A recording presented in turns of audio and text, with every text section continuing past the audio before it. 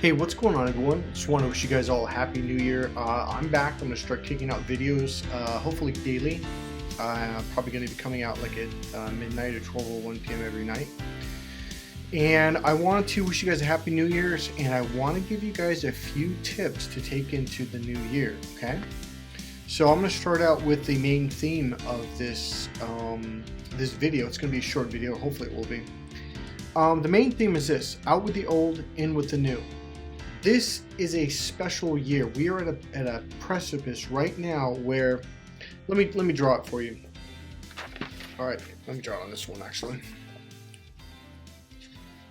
Yeah, there we go. All right, here's what's going on. So here we are at this point, okay?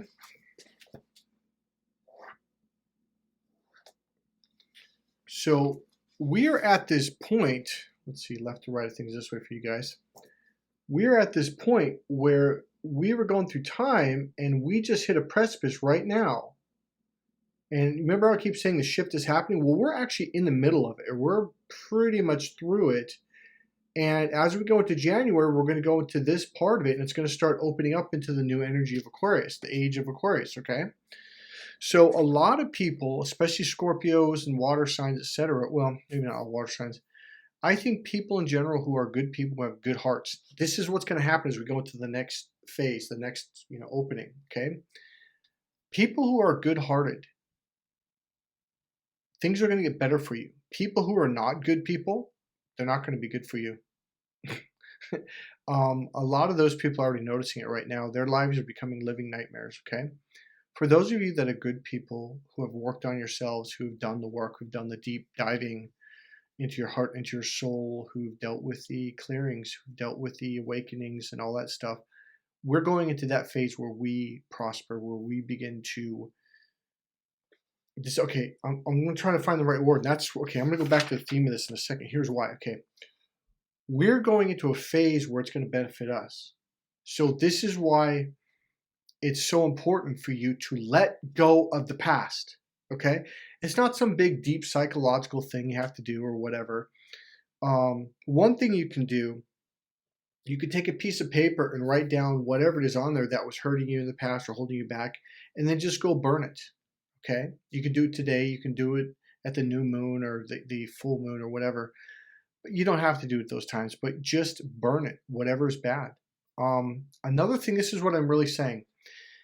Cut out anybody in your life that's causing you pain, frustration, they energy drain you, they argue with you. I'm telling you right now, if you have people in your life that argue with you, they're doing it on purpose. They think it's fun. They like draining you. You have got to get I'm just going to say, you got to get some balls. Ladies too, get some balls. Cut those people out of your life. I'm telling you, I did it. I've been doing it for this last year. I've cut out a lot of people, a lot. And man, it was the best thing in the world for me. And it's like taking weight off your shoulders. Like, it's unnecessary weight. And that's what I've been doing. And that's what the cult spirit has been telling me. It's like, let go of that. Those people have to go on their path. And it's your time now to go on your path. It's never been any clearer in my life ever than it is now. Like, it's my time. It's our time now. Out with the old, in with the new. Throw away some old t-shirts. Throw away some old clothes you haven't worn in probably a year and a half or 2 years and you're never going to wear again. Start throwing stuff away. Okay, just even if you only do it for 2 hours one day, just kind of pick some things out, throw them away, get them out of the house, do a little bit of cleaning. Just, it's more symbolic than anything, okay? So that really is the theme of this. Out with the old, in with the new. So let's see if there's anything else I got here. Yeah, get rid of the narc. Guess who came? Guess who came knocking on my door? The person that I had blocked on everything, social media, email, phone. My narc came back about. It was the night before Christmas Eve. Okay. I have made it absolutely clear. Don't ever come back. Don't knock on my door. Don't send me mail. Be gone. All I'm doing is I'm just getting rid of everything. Okay. So I'm going to wrap this up with a couple books I want to show you. And I'm going to go over one word, which is important. Indifference. I'm going to go there. There's a woman you probably heard of. Her name is Ayn Rand, and she wrote a few books. One of them is Atlas Shrugged. The other one is The Fountainhead. I've got all of her books over there, actually. I read this book twice. It's a big book. It's a big read. It's a 700 plus page book, okay? I read this book twice. I took notes copiously. I've even got bookmarkers in there all over the place. That's what those are on top. You can see those. But there's one word that really stood out to me and really made a huge difference. And it really helped me deal with my last narc. And the ones before, the last, say, 10 plus years. I read this when I was about 27, 28, approximately, maybe a little younger, but back then. I also read Atlas Shrugged twice too. So there's one word, and I'm going to put it right there. Indifferent, okay? I wrote it on there because sometimes I forget it and like, okay, what was I going to tell them? It's indifferent. It's a huge part of the purpose of Ayn Rand's work is to become indifferent to things. Indifferent means to be neutral. And that really is what it's all about. I actually teach a course that I call Neutral Technologies. It's how to let go of emotions, how to let go of things. It's really how I had a really rewarding experience dealing with my narc 6 nights. I think 6 nights ago. Let's see, approximately 6, maybe 7 is the 31st now. So, 20, yeah, about 7, oh, 8, probably 8 days ago. Is at one point I just became indifferent. And I think that's what you guys would call gray rocking. It's just being different. That was and has been for over 2 decades the most powerful thing that I've ever learned how to do. Is when someone's just arguing or they're just being impossible and you're just like, you know the people that just argue, like they're looking for an argument for no reason other than they just like to do it because they think it's fucking funny. It's becoming different. Now, if you want to condition that into you, read this book. That's the purpose of reading this book. It conditions your mind. And books like this make your brain stronger. It makes neurological connections. It's literally like lifting weights. Okay? So Ayn Rand, read this book at least, and if you want, you can read Atlas Shrugged too. But I really, to be honest with you, I enjoyed this book a lot more. It was really wonderful. So the number one word we're going to go into next year is indifferent. It will, believe it or not, it sounds funny, but you're thinking indifferent sounds negative. No, it's not. It's a very good feeling. It's like you don't. Okay, here's an example. Without maybe another day I'll do a video on it. Think if you're in a tug of war and you're pulling on that rope. Well, that's not being indifferent. That's like you care and you're holding on to these emotions and feelings. It's when you let go, they fall on their ass. I actually did that recently. In fact, I do it a lot with people. I generally walk around like that because now you're in your own energy field and you're not attached to someone. And then they can't jerk you around. And that's the whole goal, okay? That's something that I teach in depth in my course. I go over and over and over with people, okay? I condition it into their system where like, oh, and all of a sudden you're going to feel free. The whole thing about narcissists is they know they can't enslave you. If they could, they would. I'm telling you, those were the slave masters of the world over the centuries, period, of every country, are narcissists. They know they can't get away with it now because it's against the law. It's against international law. So, but they can control your mind. But if you learn how to go neutral and indifferent, they've got nothing to grab onto. And all of a sudden they're swirling in their own little vortex of darkness, okay? And you let go and you just sit there and watch them. So I'm going to go into that in another video. And I want to throw some more books out, which goes along with the whole idea of being indifferent. This book, When I Say No, I Feel Guilty by Emmanuel J. Smith, PhD. Get it, buy it. It is very, very important. There's a big part of my teachings that I teach all of my clients that every single one of them I work with is to help them to open up and to let go. When you open up and let go, people can't control you. It's basically a book about a professor who would take high school students that just graduated and they go in the Peace Corps and they would go to third world countries and help them out and dig ditches and teach them how to make wells and build shacks and structures and all that stuff, or help them farm. And they had a hard time saying no to the indigenous people. They'd say, oh, can we have some more nails? Can we have some more food, more water? and they had to conserve it. Otherwise they'd run out. It's like, well, we don't got any more material and we can't do anything, right? So the problem was they would start getting depressed because they couldn't say no. They didn't feel comfortable. So when you get comfortable and understand how to do it, I know it sounds funny, but all of a sudden you're like, oh, that was easy. If there's one book that I recommend, get this book. If there's one book even above this book, I'm telling you, this book, I thought, well, how am I going to change? Just by reading it, I changed, okay?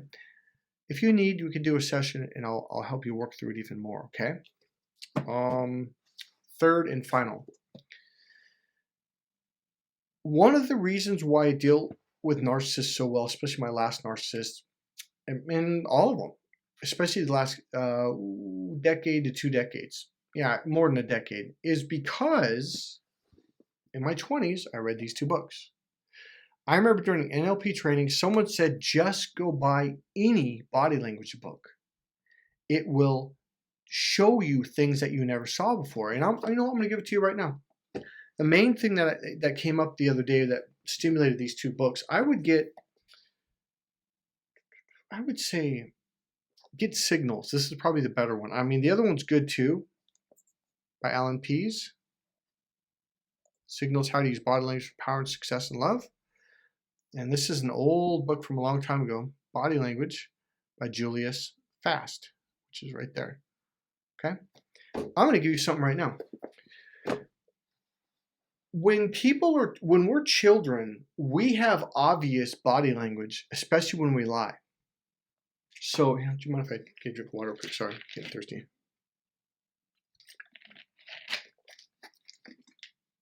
A child, when they lie, they'll make it really obvious because they're children. They're not really smooth. They don't know through. A child do this, they'll be like, no, mommy. And they'll cover the face like this. They'll make it really obvious, right? They'll be like, no, mommy, I didn't do it. Right? Really obvious. But then by the time they're a teenager, they'll be like, no, I didn't do that. Right?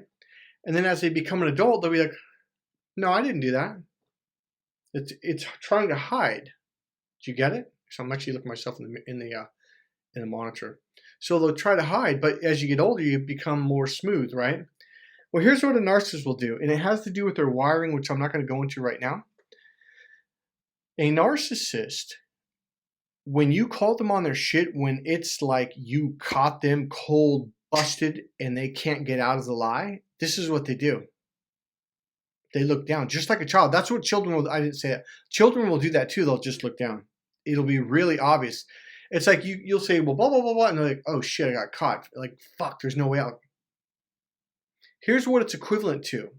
It's equivalent to a little child when mommy catches him and he knows he got caught and he runs into the other room and he comes back out like nothing ever happened. And mommy goes, we need to talk about it. He said, oh, talk about what, mommy?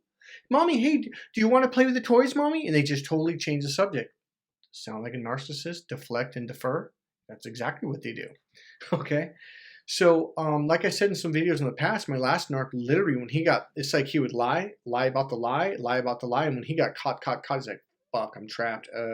He literally exit stage left, went into another room, closed the door, came back 5 minutes later and totally changed the conversation like it never happened. That is a narcissistic technique. Okay. Why do narcissists do this and why do they suck at lying? They do. They absolutely, beyond a shadow of a doubt, suck at lying. All you have to do, you know what? I promise you, get this book. If you want, follow up with this book, but this book will be enough. It'll awaken you to body language. And in a short time, you'll become pretty damn good at it. Like literally just by reading the book one time, you'll be good at it. And you go, whoa, you'll start noticing what you never saw. One of empaths' problems is we care about people so much that when they lie to us, when they do bad things, we tend to look the other way. We tend to act like, oh yeah, and they go, oh no, you didn't see it. We tend to lie to ourselves. We tend to look the other way. We tend to let them bullshit us. We know they're lying. We know they're bullshitting, but we go along with it because we just want them to feel good. We just want them to be happy. Stop doing that. Stop doing that. Otherwise, they're going to really hurt you and manipulate you. You need to start watching when someone does this stuff. The more you start understanding body language, the more obvious it becomes. And it's not that hard, I'm telling you. You just got to read one good book. If you want, read a second book, okay? And take my courses where I teach other things on unconscious communication. And when you combine those two, all of a sudden you look at people like, wow, I can really understand them better. Like, it's all about understanding, okay? So I want to leave it at that. I want to wish you guys a happy 2021. We are going into, call it the other apex, okay? We're going into the other side, and the energy is changing already. People are changing. People are becoming more aware. All right. God bless everyone. Happy New Year's. You're probably going to get this in the morning. Set some goals. Set 5 goals: a financial goal, a health goal, like, I don't know, losing weight or jogging an extra mile or eating healthy. Set a thing goal. You want something. Maybe it's a car. Maybe it's I don't know, whatever. So I would say set 3 minimal goals. Maybe even maybe a 4th one. You want to set like how much money you want to make. Okay? I'm going to leave it at that. I just want to say Happy New Year's. God bless you all. I've got some great videos coming up. I'm going to leave it at that. I just want to wish you guys the best. God bless you. Bye.